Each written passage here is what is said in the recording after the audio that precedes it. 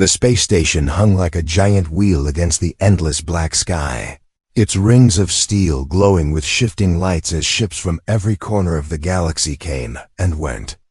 Among the noise of engines, the hum of traders, and the shouts of guards keeping order, there was one place that never slept, a place filled with the restless voices of buyers and sellers who came not for goods but for lives. The market of chains, as people whispered, was where the desperate and the cruel met, where fathers without honor and rulers without mercy sold those who trusted them most. In the middle of this crowd, a young alien girl stood with wide glowing eyes, her skin pale like moonlight, her small hands bound in metal cuffs that were too heavy for her thin arms. She did not understand how quickly her world had fallen apart, how only yesterday she had believed her father's words when he told her they were traveling for a better future, that he would find her a safe home among the stars. She had trusted him, clinging to the belief that family was unbreakable. But when they arrived at the station, she realized his smile was nothing but a mask hiding his hunger for wealth. The man who had given her life and once called her daughter now stood at the edge of the market counting credits, bartering away his own child, as though she were nothing more than a trinket to be traded. She watched him laugh with the merchants, his face shining with satisfaction, and she felt something crack inside her chest. Fear spread through her veins like cold fire.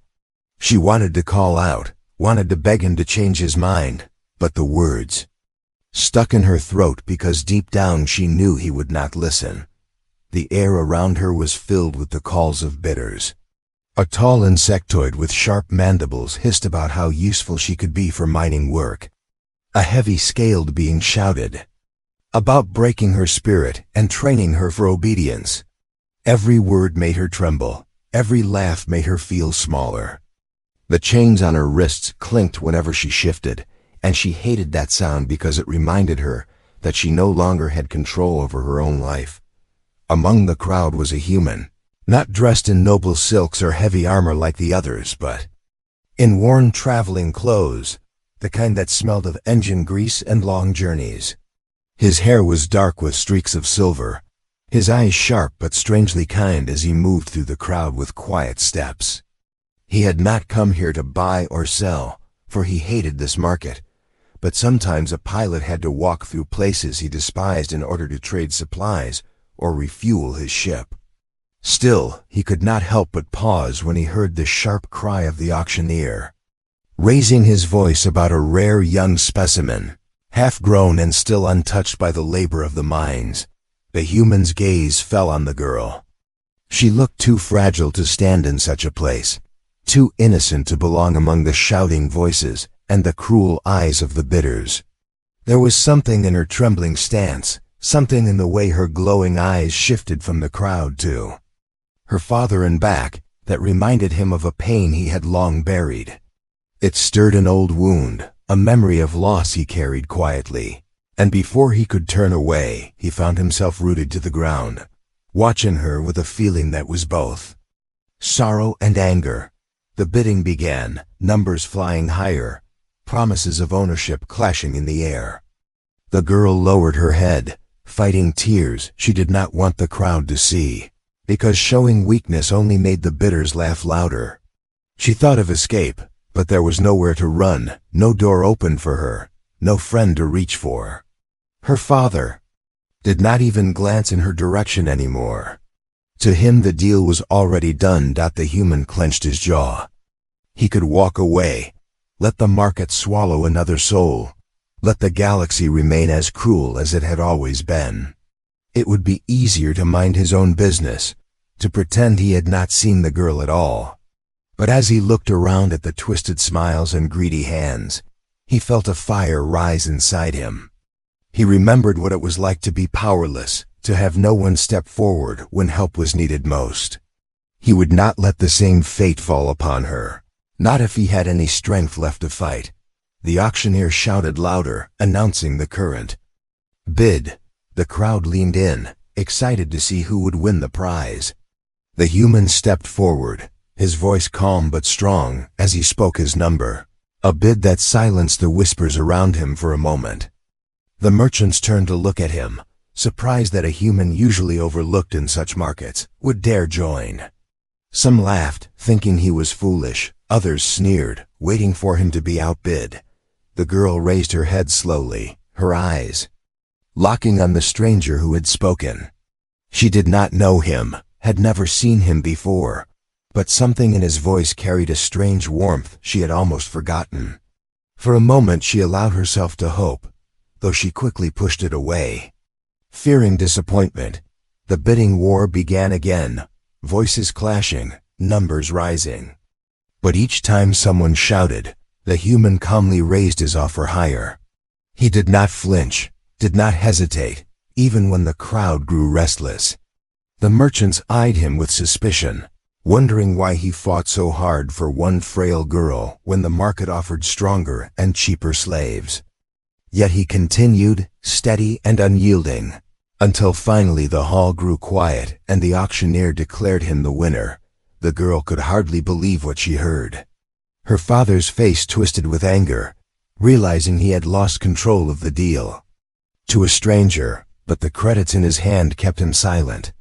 The merchants muttered among themselves, but none dared challenge the outcome. The human stepped forward, meeting the girl's wide gaze, and for the first time she felt the chains on. Her wrists grow lighter. She still wore them, still stood in the heart of the market, but something had shifted. For the first time since her father betrayed her, she was no longer completely alone. The crowd began to scatter after the bidding ended, their voices fading into the wider noise of the station, leaving only a few bitter murmurs from those who had lost. The human handed over his credits without a flicker of hesitation, and the auctioneer stamped the deal with an air of satisfaction, eager to move on to the next sale.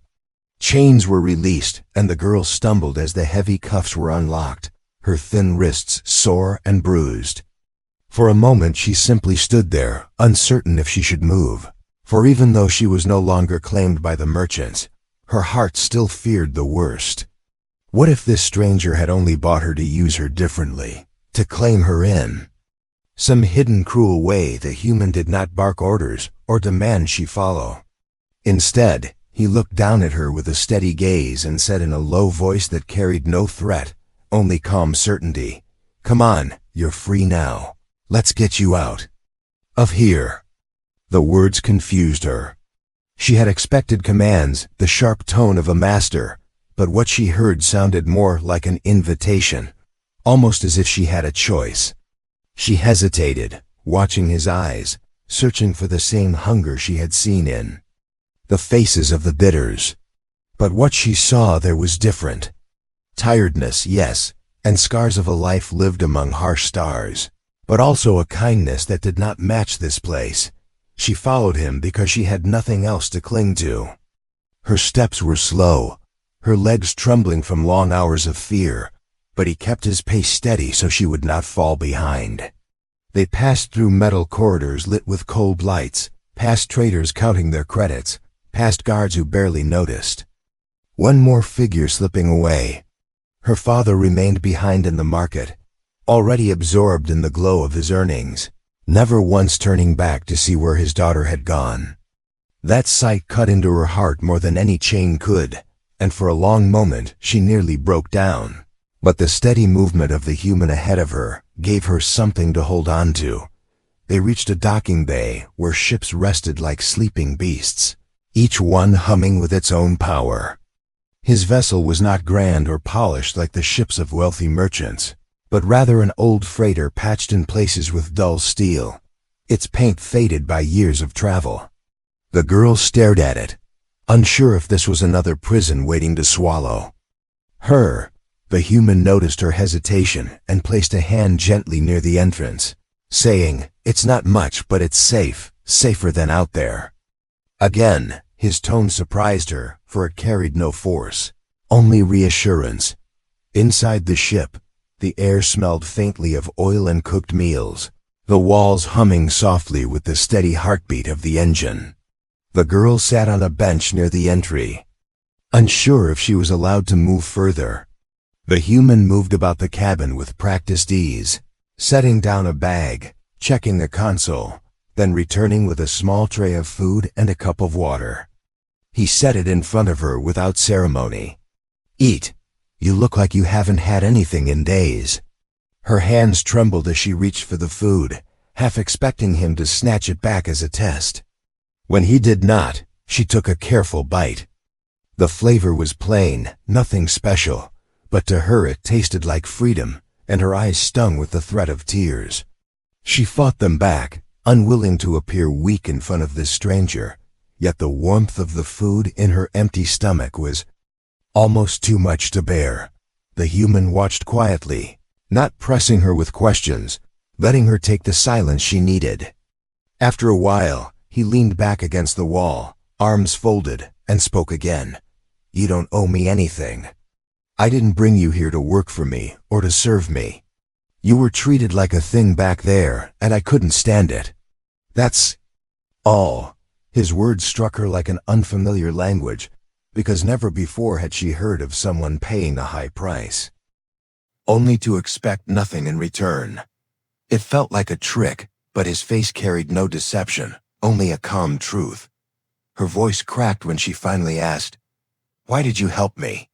The question carried all the weight of her confusion, all the wounds of betrayal that had carved themselves into her heart.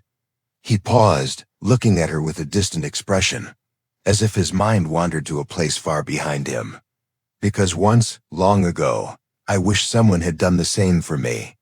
He did not say more, and she did not push, but the silence that followed was no longer heavy with fear. It was filled with a strange new thread of trust. As the ship prepared to leave the station, alarms echoed faintly from the market, voices calling out about lost property, merchants angry at their profits slipping away. The human worked quickly at the controls, guiding the freighter into the traffic lanes, slipping between larger ships with practiced skill. The girl gripped the armrest, heart racing, still afraid the slavers might follow. He noticed and spoke softly over the hum of engines. "They won't catch us. Not today." When the stars stretched into lines and the ship jumped into faster-than-light travel, she gasped at the sight, her glowing eyes wide with awe. She had traveled before with her father, but fear had always kept her from seeing the beauty of the galaxy.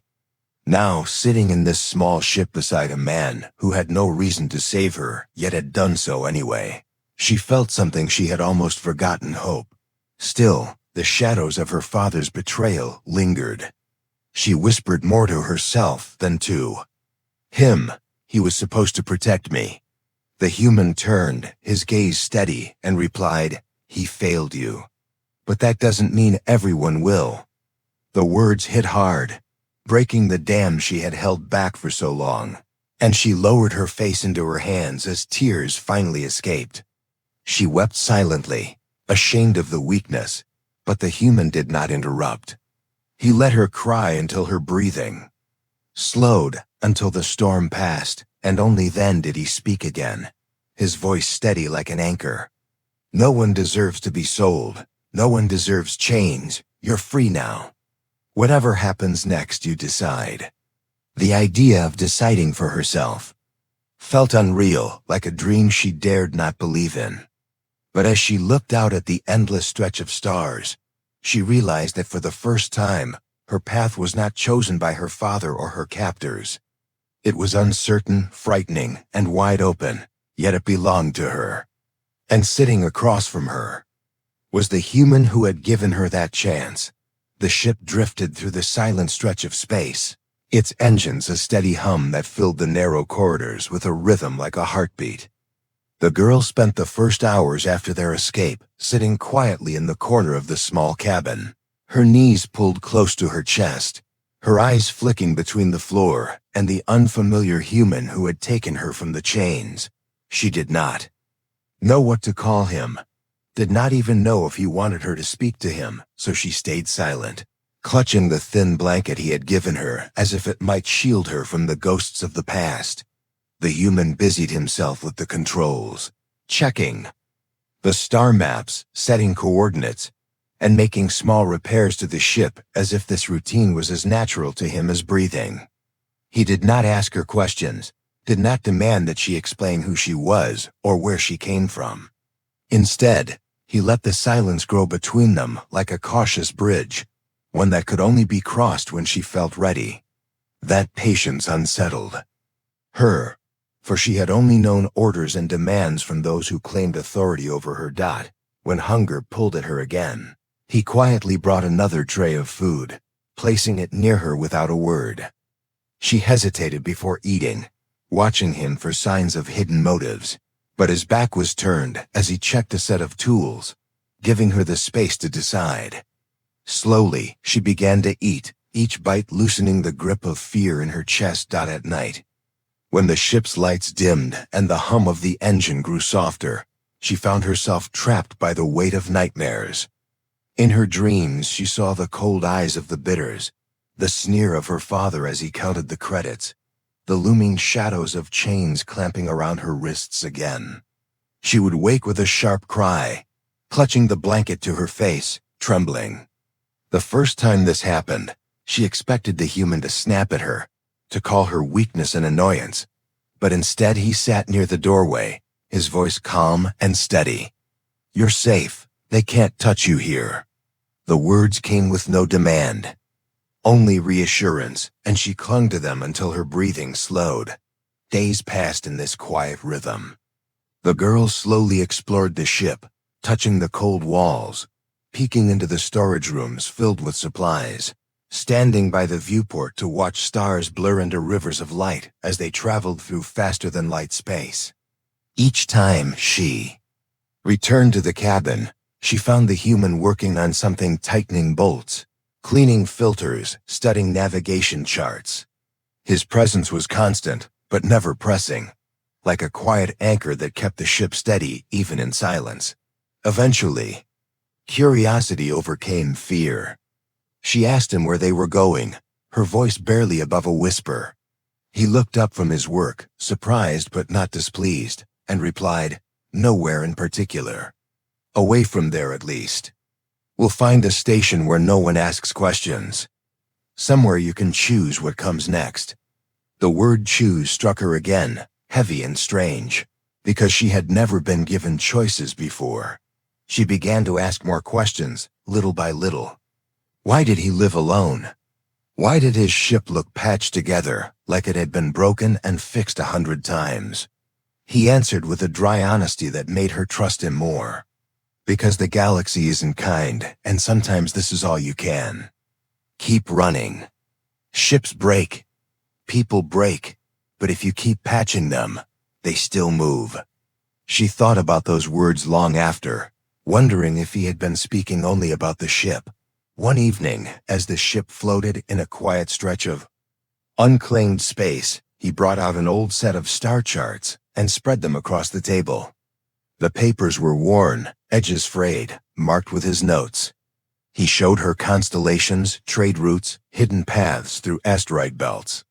She leaned close, her glowing eyes tracing the patterns, and for the first time in many days her voice carried a spark of wonder. "They look alive." He smiled faintly, as though her words had reminded him of something precious. "They are, in their own way. The stars watch us all, even when we forget to look back." It was then she told him the truth of her pain. She confessed that her father had not been forced, that he had not been desperate or trapped, that he had chosen to sell her for wealth, choosing greed over the bond of blood. The words cracked as they left her lips, as though each one carried the weight of betrayal. She expected the human to dismiss her sorrow, but instead he listened quietly, his hands resting on the table, his eyes steady. When she finally fell silent, he said only, "Then he was no father." The girl froze at the simplicity of his words. No one had ever spoken of it so plainly, but the truth in his tone struck deep. She lowered her head, tears slipping down her cheeks, and whispered, "I don't know what a father is supposed to be." The human did not move to touch her, did not overwhelm her with promises, but his voice carried the warmth she had longed for. "A father protects, A father stays. A father doesn't sell his child for coins. She wept openly then, because those words painted a picture she had never known, and for the first time, she allowed herself to believe such a thing might exist. In the days that followed, a quiet bond began to form between them. He showed her how to check the engine's readings, how to adjust the simple controls of the ship, even how to cook a basic meal with the supplies on board. She learned quickly, her fear fading whenever she had a task to focus on. He praised her progress with simple nods and a rare but genuine smile, and she found herself eager to learn more, not because she was ordered but because she wanted to. Trust grew not in grand gestures, but in small moments, the way he always stepped aside to give her space, the way he made sure she ate before he did, the way he listened when she spoke even if her words were hesitant. She began to laugh softly at times, surprised by the sound of her own voice, when it carried joy instead of sorrow. But shadows still lingered at the edge of their fragile peace. She sometimes caught him staring out at the stars with a haunted look, as if he carried memories too heavy to share. And deep inside her, though she was beginning to believe in the kindness of this human, the fear of the slaver's return gnawed at her. She knew chains were not easily forgotten, and she wondered how long this fragile safety could last. For now, though, in the warmth of the small freighter, she felt something close to belonging for the first time.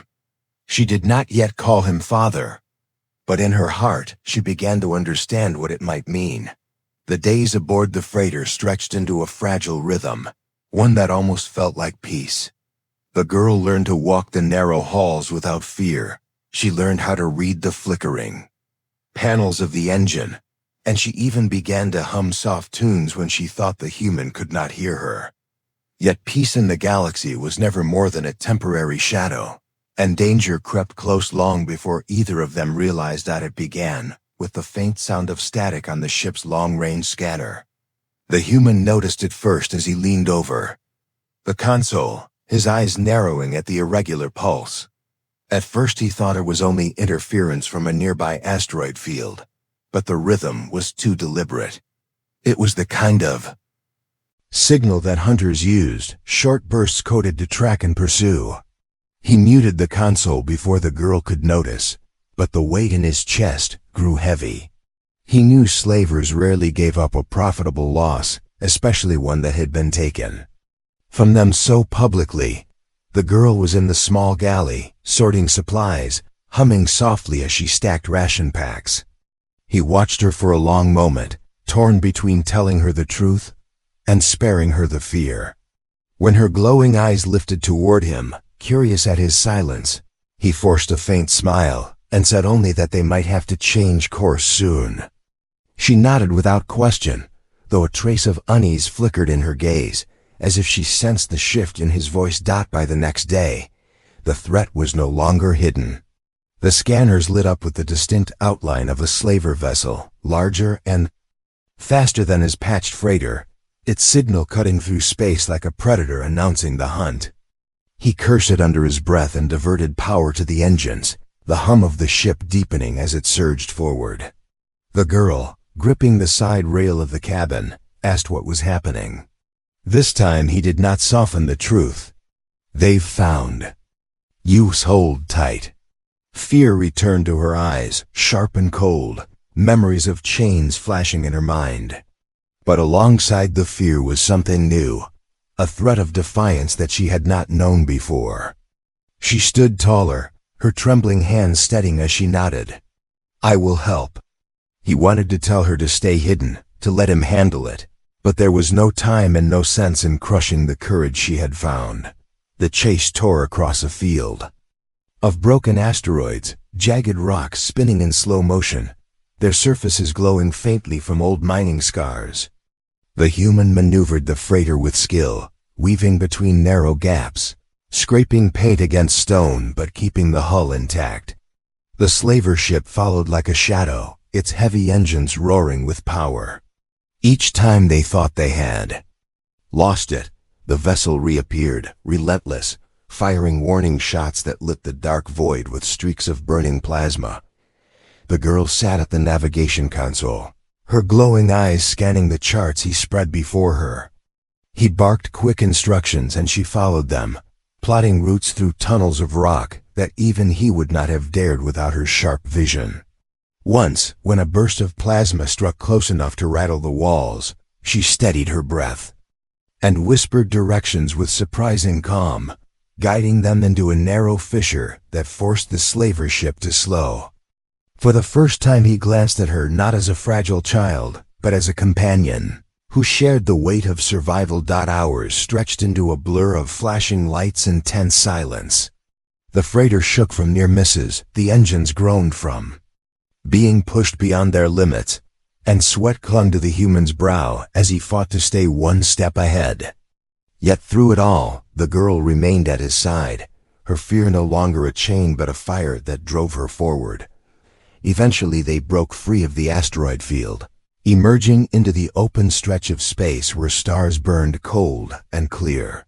But freedom was brief, for the slaver vessel loomed behind them, larger than ever, its weapons charged and ready.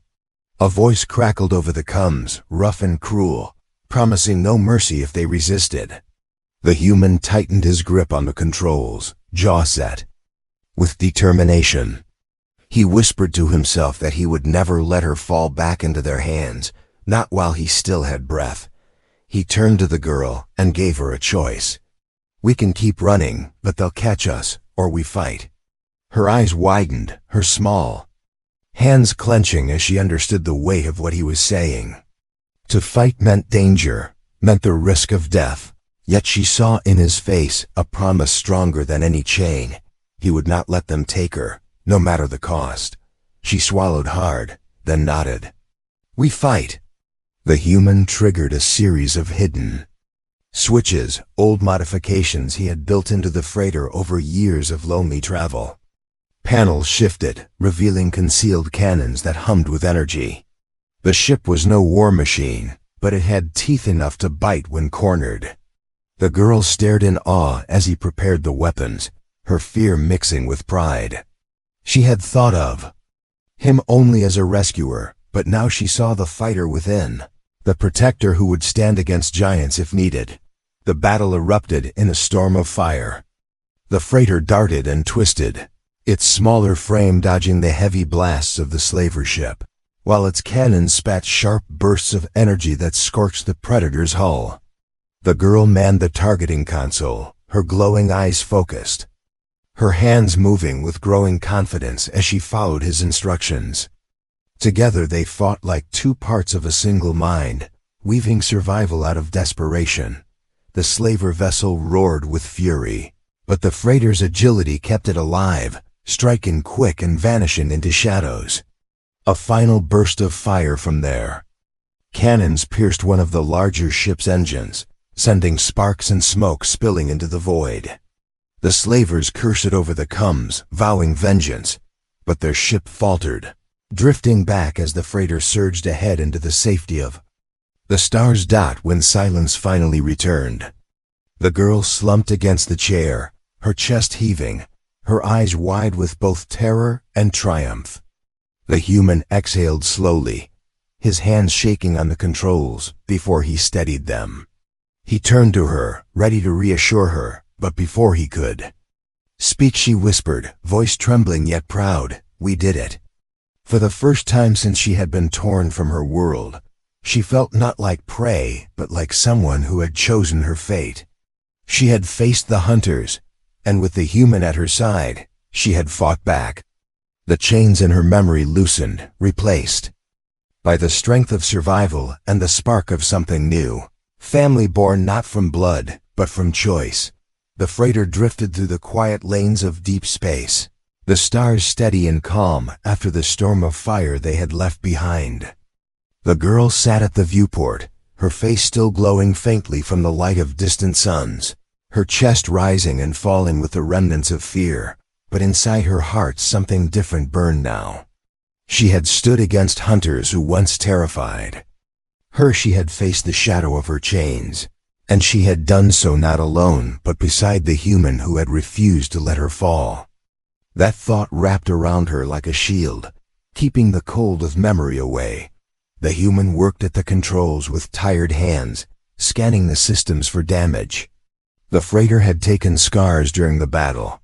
One of the engines rattled from the strain, a wing panel was scorched black, and the shield array flickered with uneven sparks.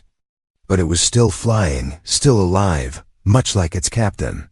He checked each reading carefully, his brow furrowed, until the girl stepped closer, her small voice breaking the silence. "Will they come back?"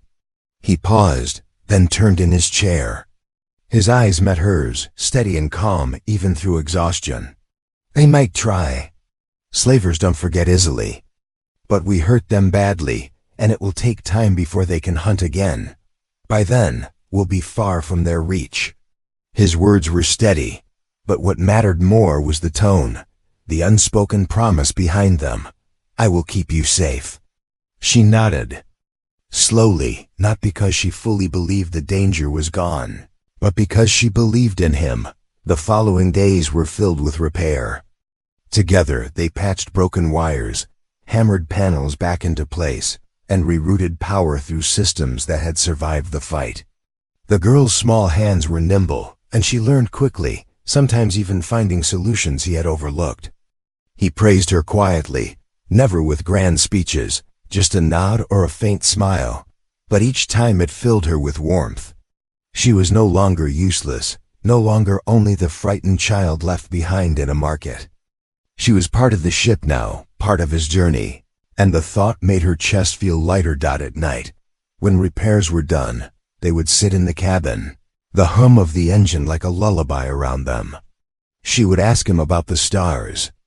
They passed, and he would tell her stories of hidden ports, of long-forgotten ruins on barren moons, of traders who sailed across generations with ships as old as memory. Sometimes his stories carried laughter, sometimes sorrow, but always truth. And she listened with wide eyes, storing each word like treasure.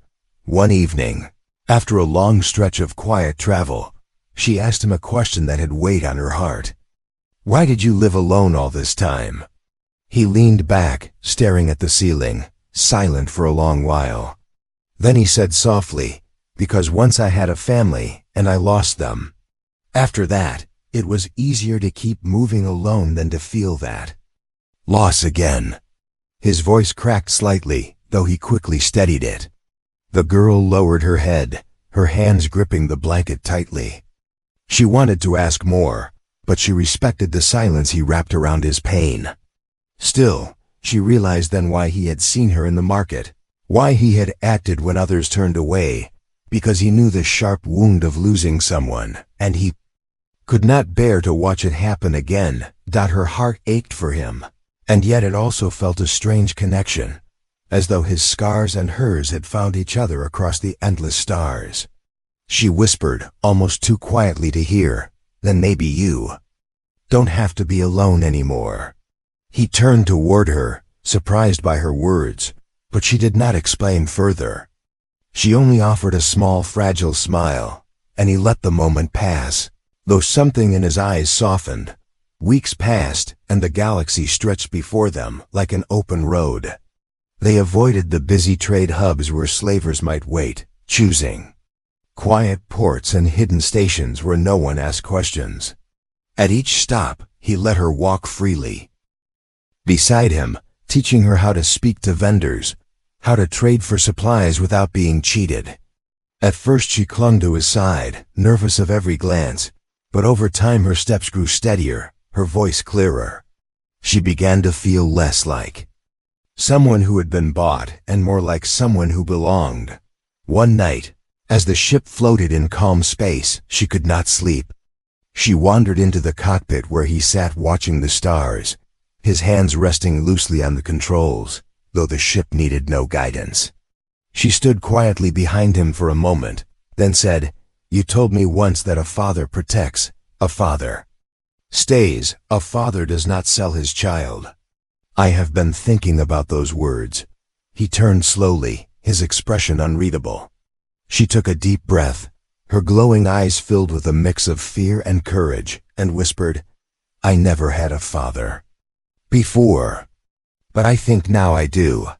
The silence that followed was heavy, not with doubt, but with emotion that neither of them had spoken aloud before.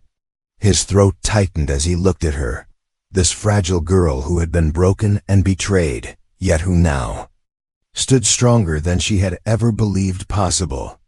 He rose from his chair, placing a hand gently on her shoulder, and said with quiet certainty, "Then from this day, you will never be alone again. I will be the father you should have had." Tears welled in her eyes, but they were not the tears of fear she once shed. They were warm, filled with a relief she had thought impossible. She leaned forward, wrapping her thin arms around him, clinging, as though to anchor herself to a truth she had longed for all her life. He held her carefully, protectively, the way a father holds a child, and for the first time in years his own heart felt lighter to dot from that night forward. Their bond was no longer unspoken. She called him father, not with hesitation but with pride, and he answered with the steady love of a man who had lost everything once, but found something greater than he had dared hope. Together they charted new courses, not as a rescuer and a rescued, but as family. The freighter, patched and scarred, sailed onward through the galaxy. It was not the grandest ship, nor the fastest, but within its walls lived something rarer than treasure, a daughter who had found the father she needed, and a father who had found the reason to heal. And as the stars stretched endlessly ahead, both knew that no matter what dangers the galaxy still held, they would face them together, no longer broken, no longer alone. The end